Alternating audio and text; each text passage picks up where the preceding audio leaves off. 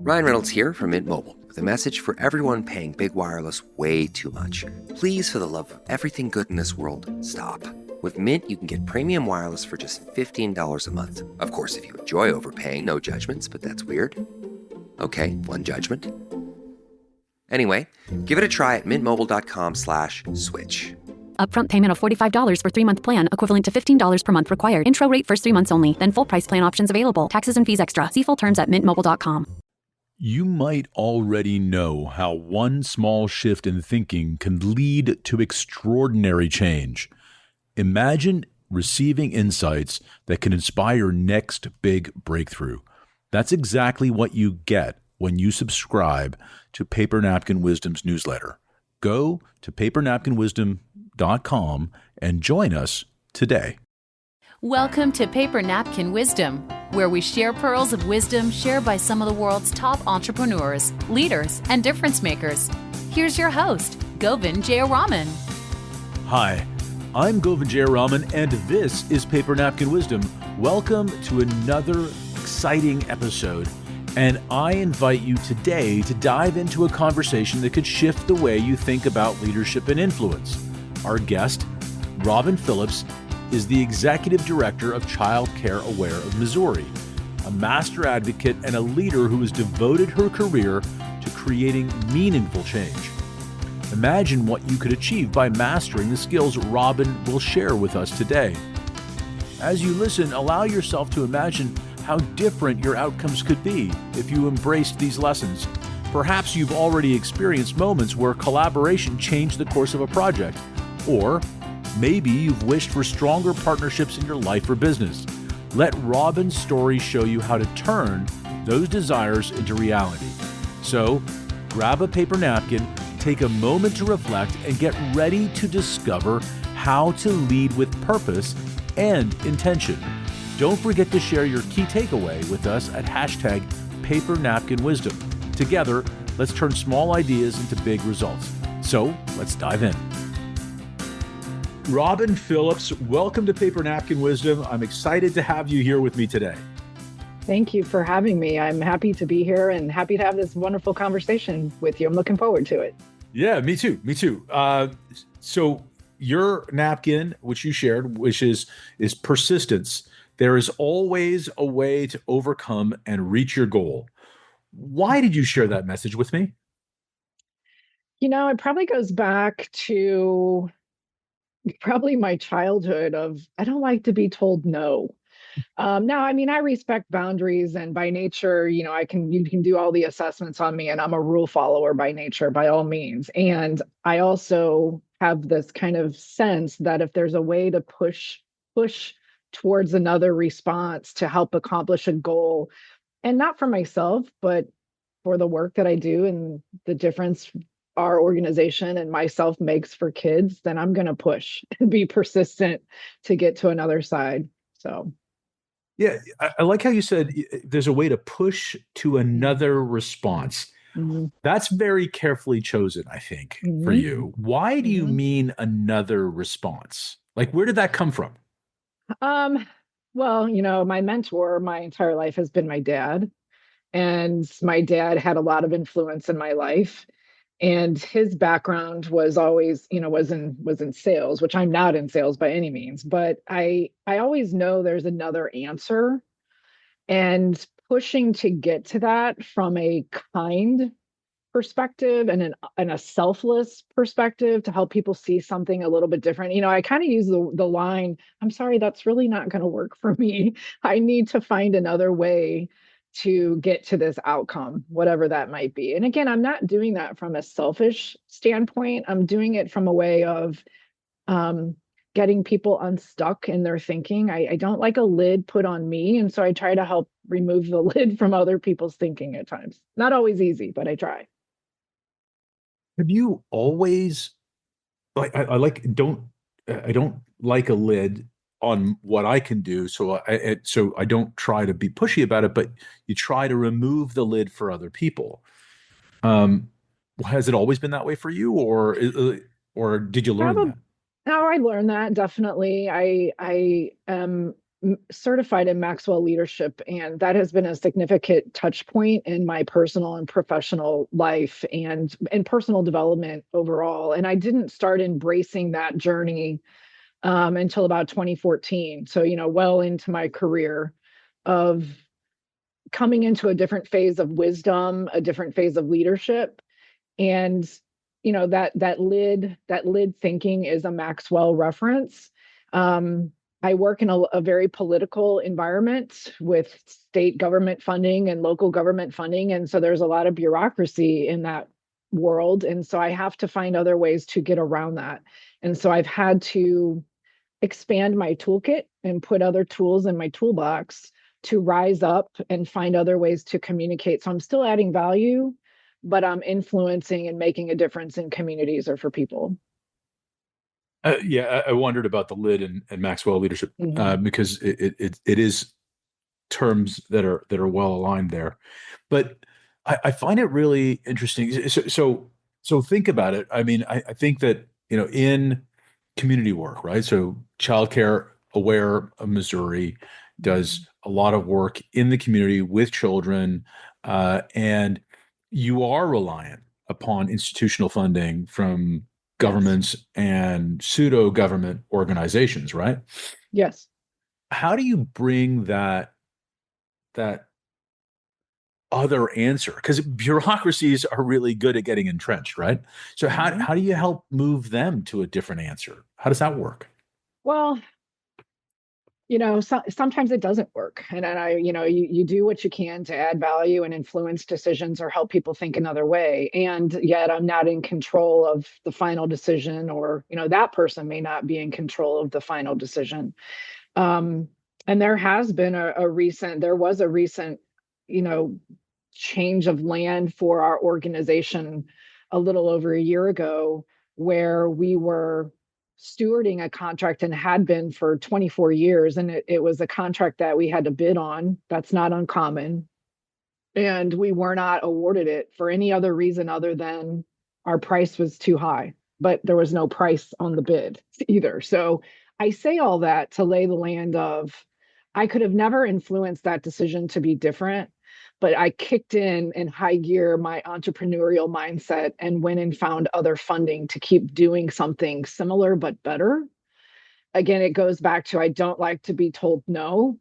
And so I couldn't recoup that same amount of money in a short period of time. So it led to us launching a new suite of services that we refer to as Childcare Keeps Missouri Working, to focus more on the lack of childcare and how it impacts our economy and workforce participation, and kind of change the narrative to speak to the business community and the economic development leader community, the legislator community.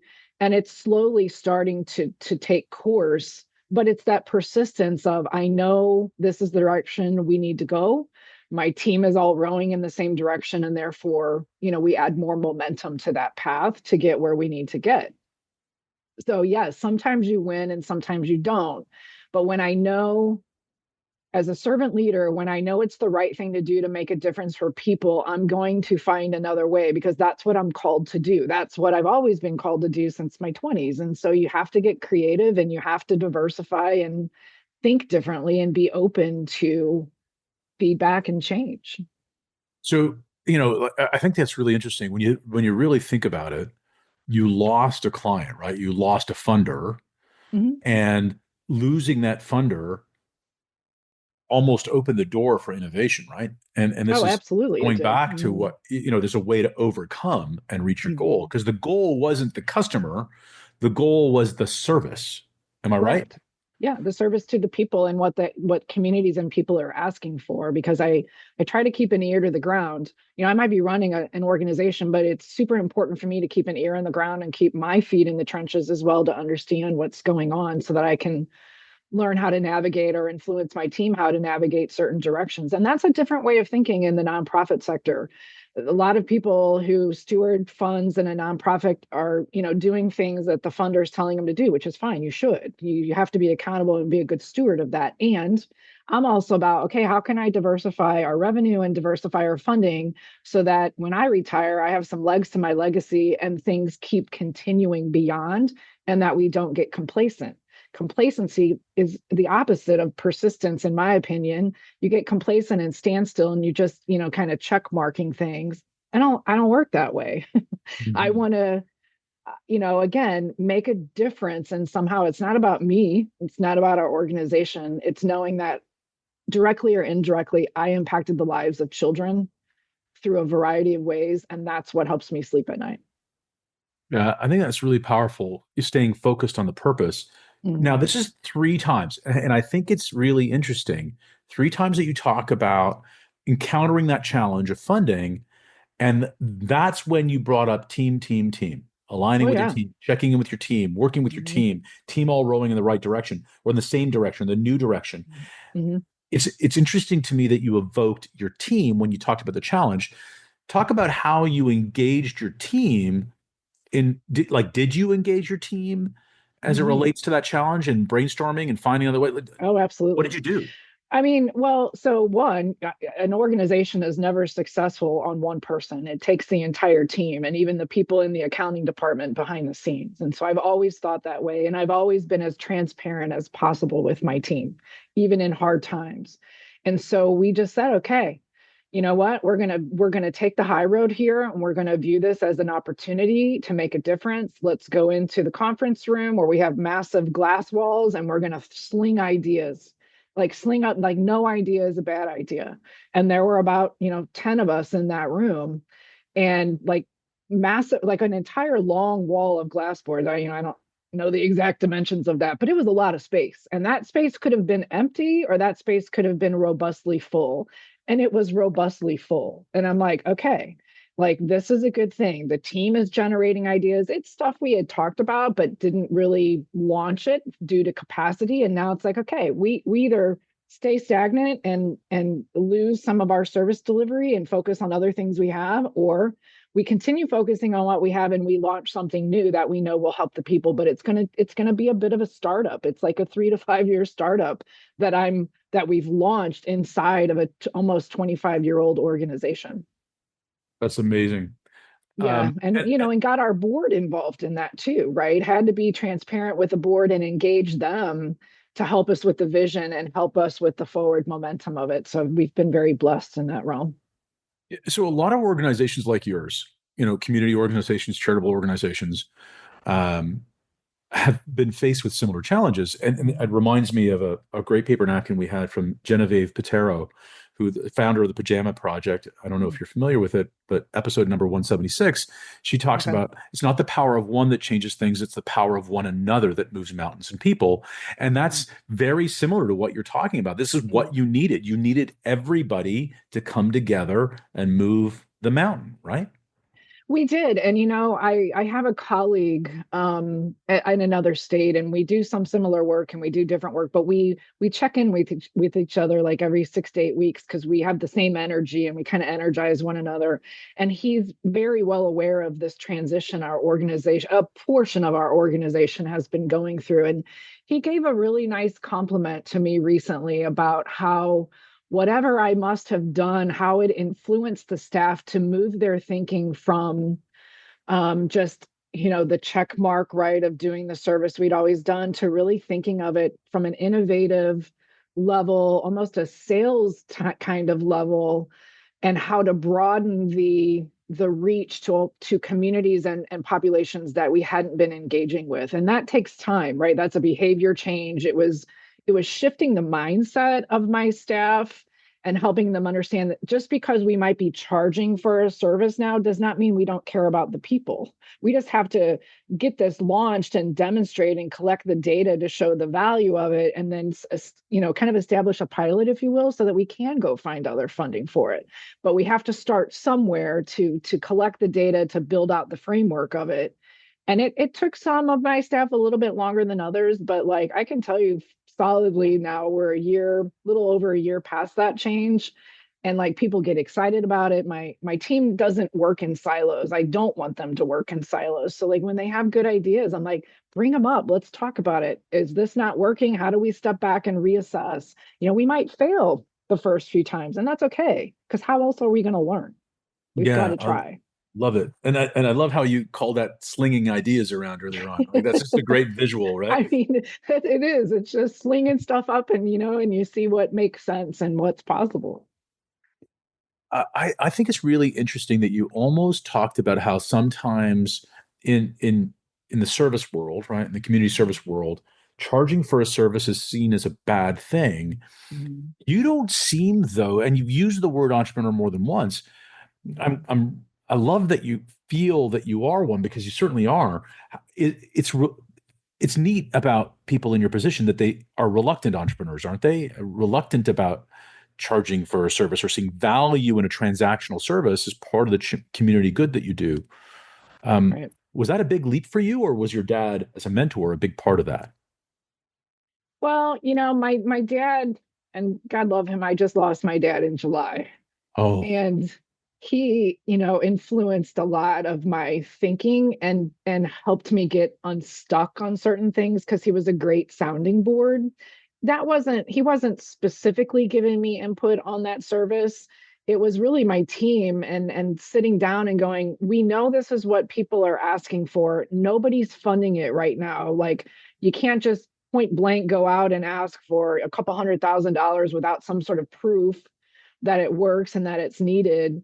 And I'm like, we have to cover staff time like right now. So the fee getting charged for the service isn't because we're sitting over here rolling in the dough by any means. We're like, it's maybe even a break even when you think of the cost of the service we're providing to cover the staff time and the infrastructure to deliver it.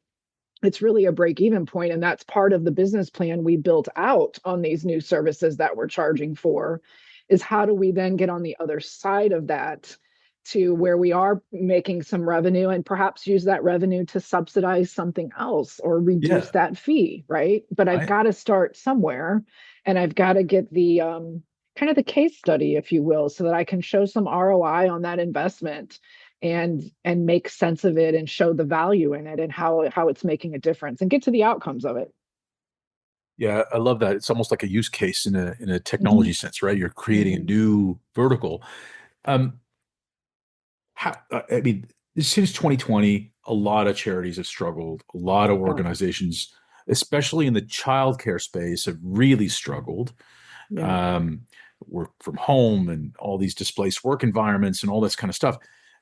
How important is it in the new economy to have access to childcare? Like it's you must see that firsthand Oh, as a stop of growth. I mean, women not mhm. entering the workplace because they're staying at home, or a parent, Right. predominantly women, staying at home Right. to take care of their child is a chokehold on the economy, right?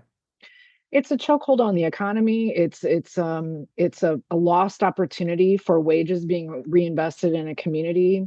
You reference, the mom who's typically the person in a two-parent family that's going to stay home and be the primary caregiver. There's missed opportunity for building a retirement fund. There's missed opportunity maybe in benefits because maybe one parent's employer provided better benefits than another. I think when you think of diverse, or lower income or equity issues. There's wealth building inequities for people, and yes, that all ties back to the barriers of participating in the workforce. And childcare is a huge barrier. So is transportation. So is housing. But childcare is my lane and my understanding. And I intentionally in the last 2.5 years inserted myself, and someone helped open the door for me, don't get me wrong, and I'm forever grateful to her.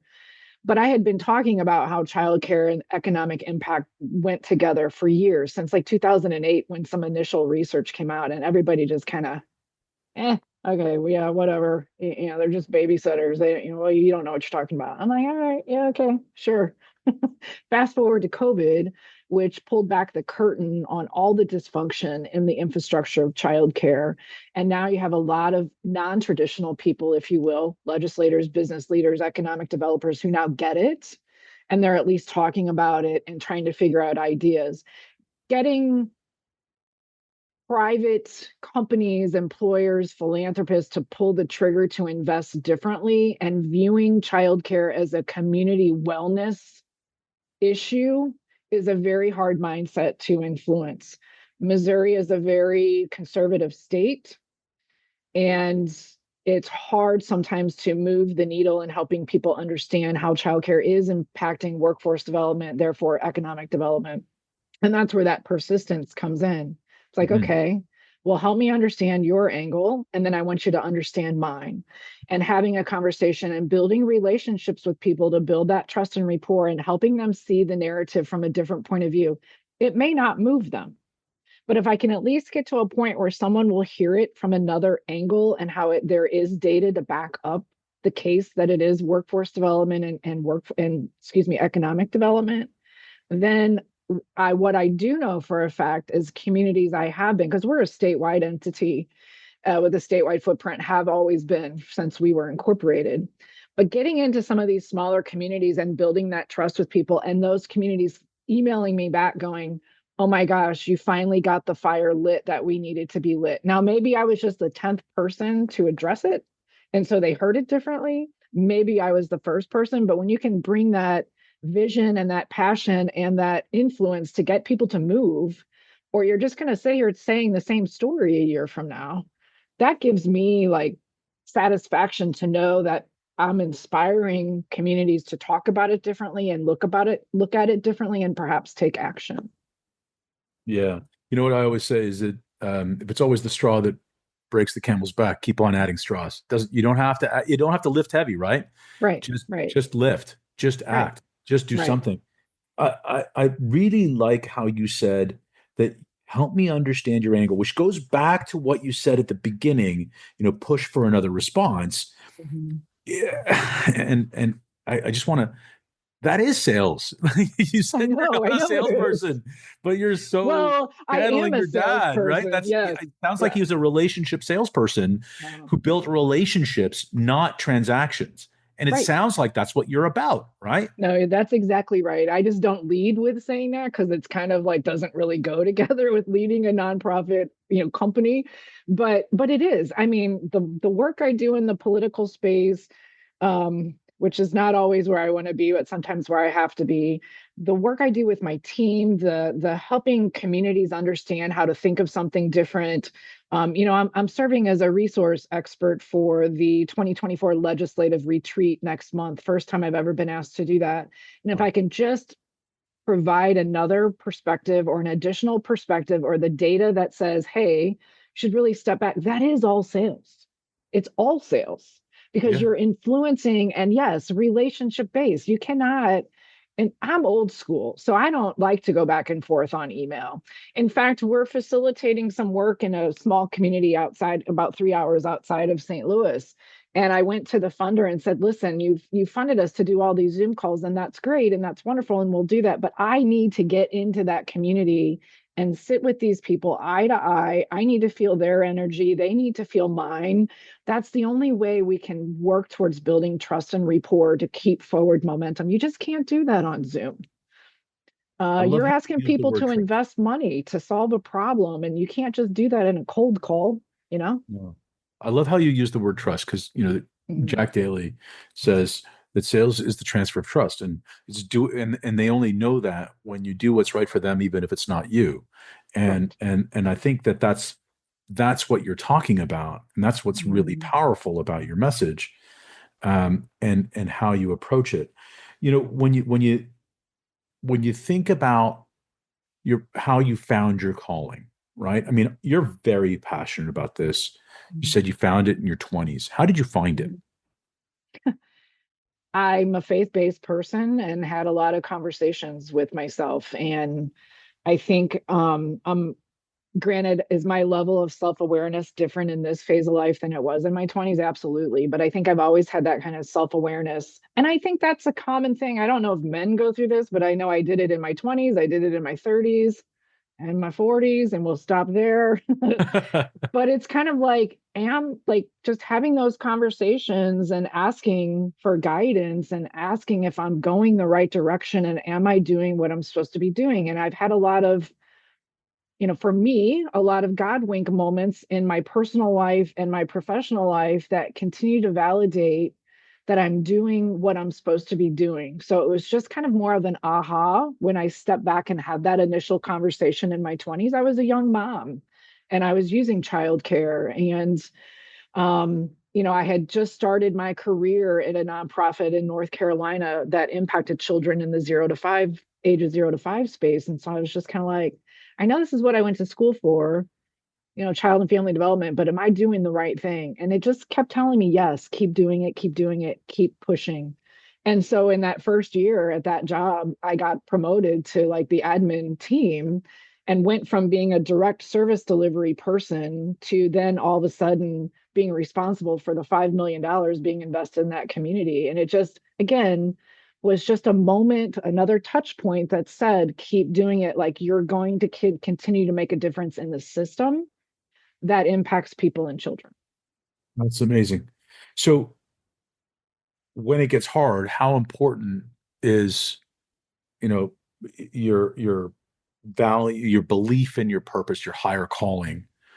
I mean, is that what keeps you going? I mean, because again, Well, 2020 and beyond has been tough it's for been real organizations. tough. It's been real tough, and I've personally been through a lot. I mean, we all carry stuff, right? And I when I became CEO, I had been in this organization for 10 and a half years and left for a few, and then came back as CEO in 2017 and lost my second spouse to cancer a year later and was his hospice caregiver. So, and then, trying to turn the ship around of this organization and get the culture back into a state that was where people felt valued and not worthless, that they felt valued and important and heard.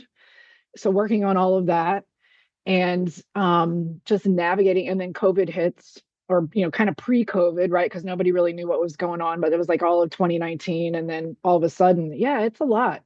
It's a lot to balance, and it's so important that for me, that I'm doing things to take care of myself because I can only give what I have. So if I allow those personal things or these work things to drain me, and they do, but I'm self-aware enough now in this position that I have to step back and kind of check out. I kind of refer to it sometimes, I need to put myself in timeout to recalibrate so that I'm good to me and that I'm good for other people. And it makes me, and then my Maxwell training and staying engaged in that and understanding, taking nuggets of personal development from a variety of people so that I'm the best, CEO I can be. I'm the best coworker I can be. I'm the best, daughter I can be, the best friend I can be. And I do that for my staff. We make a lot of investments here in our staff on the personal development journey to help them rise up and see they have so much more to bring. So it's going back to removing that lid. If I'm going to stay here, then that's where my staff will stay and my team. But if I keep rising up, then I can bring my team along with me and hopefully, reverse that and put the team at the top. Yeah, I really like that. It's not normal for community organizations to invest in their teams the way you talk about it. I love your idea of personal timeouts. That's really powerful, but you're also intentional about building a forum of peers, right? You have Mhm. your colleague in another state that's doing similar work and you check in with Mhm. each other. Is this something that is scheduled, or is your personal timeout just something ad No, hoc? it's that self-talk of, okay, I feel myself getting frustrated, losing my sense of why. And so it's like I just tell myself, okay, like I'm sensing, my energy is different, my anxiety is a little more increased, and it's like, okay, I need to recalibrate because I'm responsible for the energy I bring in a room, period, whatever room that is. And so if I'm not owning that and facing and having a great, I need a support, and I have a support system outside of work. I don't need to dump all that stuff on my team. That's not for them to carry. But I do have a lot of different places. I have an executive coach, I have colleagues and mentors, and I have people who do work like me in other states, and just being able to talk that out and just get recalibrated, or just getting outside and moving and being in nature for a minute to be grateful for what is going well, and again kind of reset. Yeah, I really, you're very intentional about a lot that you do, Robin, and the work that you do is so important. I always worry about people that carry the load that you do, for example, in community organizations, that are they getting the support? Are they feeling Yeah. supported? And it's amazing that you've built this support system for yourself. Thank you for joining me. Yeah, thank you for having me. Appreciate it. Thank you for joining us for episode 217, and a heartfelt thank you to Robin Phillips for sharing her transformative insights on advocacy and leadership. Imagine what could happen if you applied even one of her lessons today, the change you could ignite and the impact you could create. What if advocating for something you believe in could amplify your influence and take your leadership to the next level? Think about what hidden needs or barriers may be slowing your growth. What could happen if you uncovered and addressed them? Who could you partner with to create a bigger impact? Imagine the possibilities when shared goals come together. What if listening more deeply to those around you led to breakthroughs in trust and performance? How much further could you go if you committed to persistence and stayed focused on your long-term vision? Robin's wisdom reminds us that advocacy isn't just about taking a stand, it's about creating results. Imagine the ripple effect if you took the first step today. What could change in your business, your team, or the community? If today's episode sparked new ideas, take the next step. Subscribe to Paper Napkin Wisdom on your favorite podcast platform, leave a review, and share this episode with someone who needs to hear it. And don't forget, grab a paper napkin, write down your biggest takeaway, and share it using the hashtag #PaperNapkinWisdom. Until next time, small ideas can lead to extraordinary outcomes. Let's take action and make a difference. Make it a great day.